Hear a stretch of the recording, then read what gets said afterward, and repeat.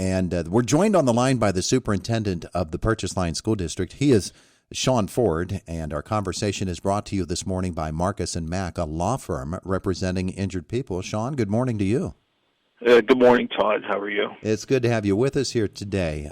As we think about what education looks like in the first half of 2022, I know that you and every other school district dealing with this upswing in COVID, and that's something that's really difficult to deal with, isn't it?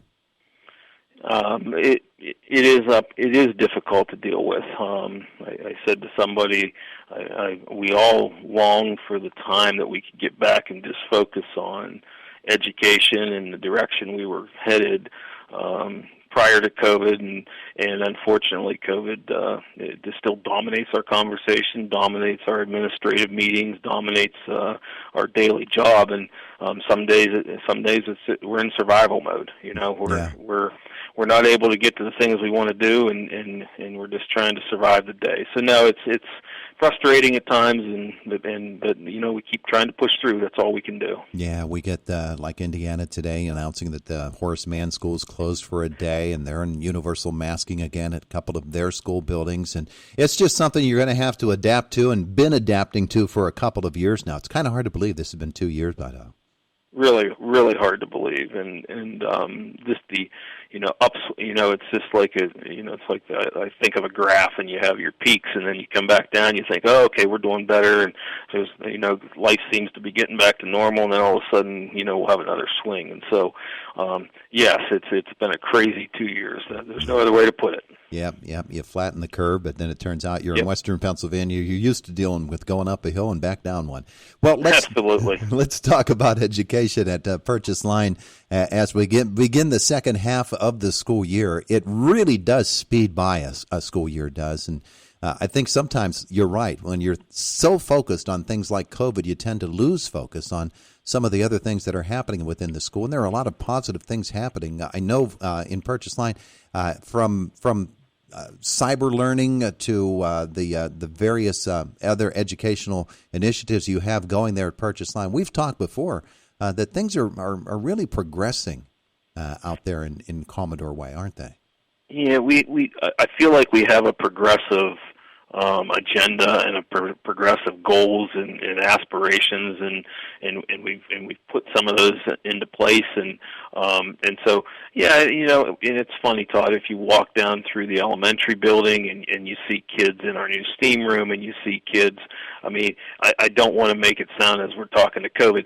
Education is still going on at Purchase Line. Do you know what I mean? And we're really focused right now on the learning loss, and we're finally getting some good data in to really identify where we're at and where kids are at, trying to individualize that for every student. So no, there's a lot of good things. We're back in session.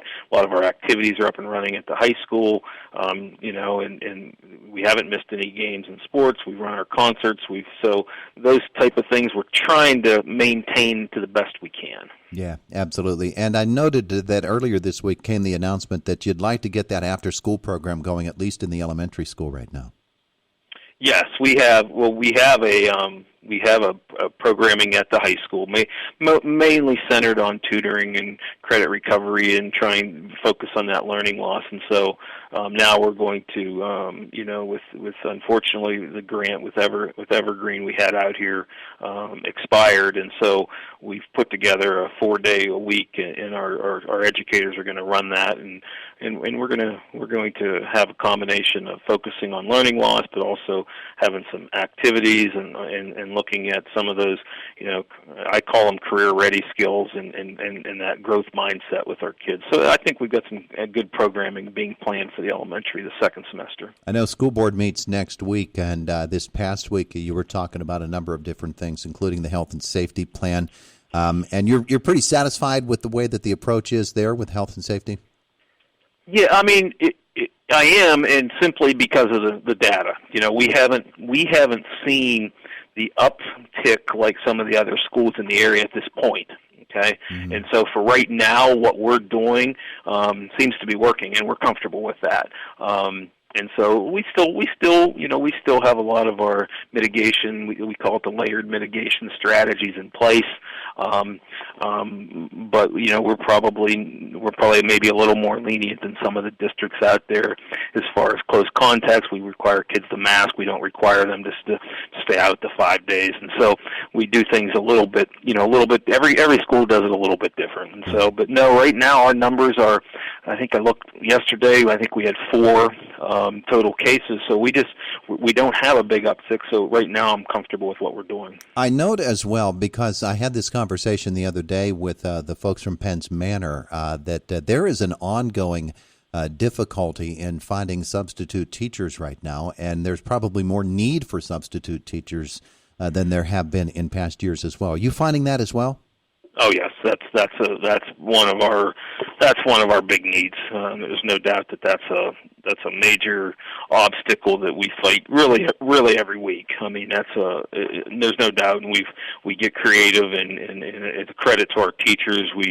We're able to pull teachers to cover. We have coaches and stuff. We may have to pull them out of that role to help cover classes, and so if you'd see in the morning our high school in particular, it's like putting a puzzle together in the morning when we're short, we're short teachers and we don't have any subs for them. So yeah, it's every week. That probably starts about 5 a.m., doesn't it?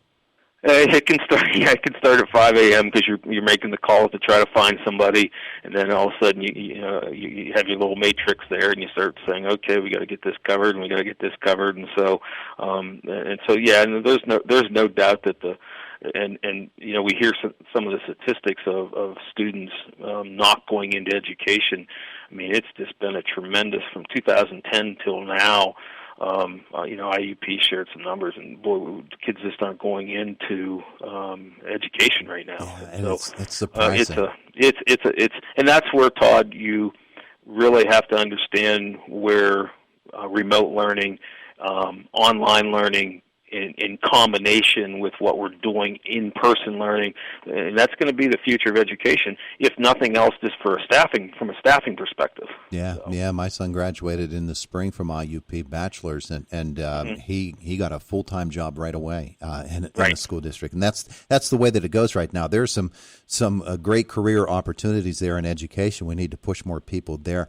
But speaking of synchronous learning or asynchronous learning, online learning, I know that Purchase Line last year was pretty excited about the possibilities that as the pandemic has gone on, you've learned to do it well. And here we have a major snowstorm approaching come Monday, and while school isn't in session, it's a pretty good thing to have in your pocket that online learning is a possibility, isn't it? Sure. I mean, we're definitely going to use. We still have some snow days built in. I think we built in 3 for the year, but we're probably the majority of any snow day. We're going to probably use a remote learning day. This Monday the students weren't in because of the holiday, the Act 80 day we had planned in Indiana County, which we actually is canceled now for Monday. So because of the impending snowstorm and some of the upticks in COVID, so we had to make that decision. Unfortunately, we had to make that decision because we had a pretty full day planned. But no, absolutely, it definitely is an option that even 3 years ago didn't exist, and now all of a sudden it's pretty standard across the Commonwealth that that's what schools do. Yeah. So Act 80 is canceled for Monday, but there's still no school. Is that what you're saying? Yeah, there's no school for students, and at least in Purchase. I don't want to speak for the other schools, but in Purchase Line, there's no school, and we are going to move our Act 80 day to later in the school year. Mm-hmm. So there will not be school for students, and our teachers will be making that day up later in the school year. Shawn Ford is our guest this morning here on Indiana in the Morning. He's superintendent at Purchase Line Schools. Shawn, as we think about COVID and the way that we are responding to it, I know athletics is a great challenge. Some school districts have gone to universal masking by fans and everybody else involved in their sports. Have you had to have those discussions at least, and are you able to maintain maskless for now? We're maskless. We're maskless at this point. And the answer to the question is yes. Those are ongoing weekly discussions First thing we do every Monday, we talk to our nurse, we see where we're at, we look at our data, and then we usually, the principal, athletic director, we go through where we're at. We try to get a hold of the other schools to see where they're at. So, no, it's an ongoing discussion. But right now we are maskless, and we have not had I don't believe we've had any games we've missed at this point in time. Yeah. Okay. So let's talk about the remainder of this school year as you head into the spring.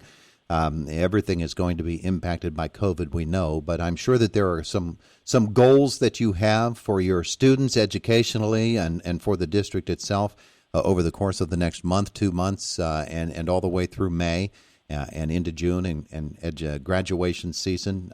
For you, what are the things you need to see accomplished at Purchase Line over the rest of the year?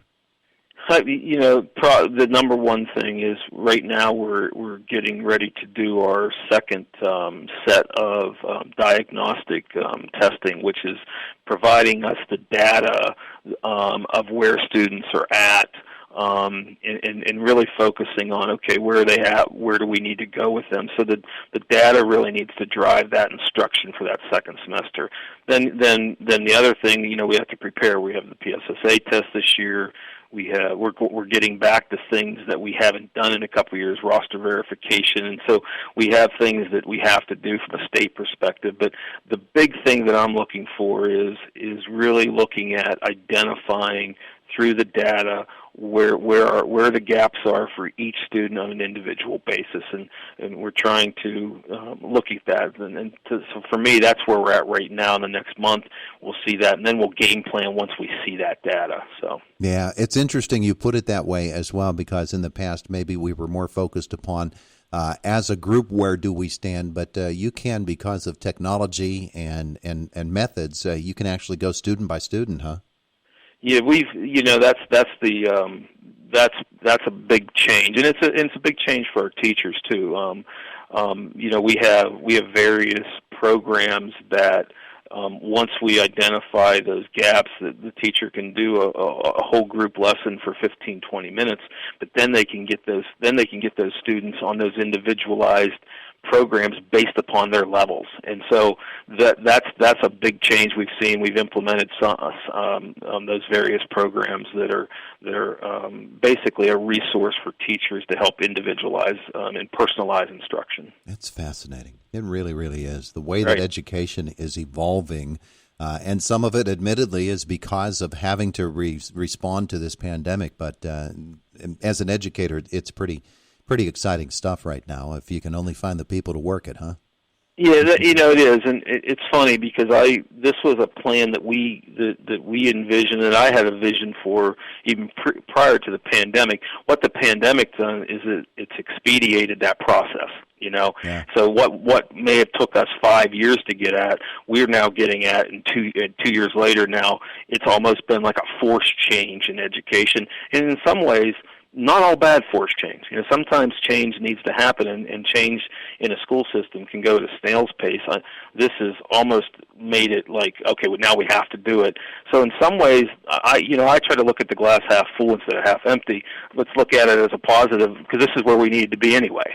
Yeah, so. Absolutely. Well, it's a fascinating topic, and we'll get into it again maybe when we visit with you next time. Shawn Ford, Purchase Line, thanks so much for being with us today. Hey, you have a great day, and everyone stay safe out there with the storm coming. So, okay. Right. Very good. You too. It is the voice of Indiana County, WCCS 101.1 FM, 101.1 FM,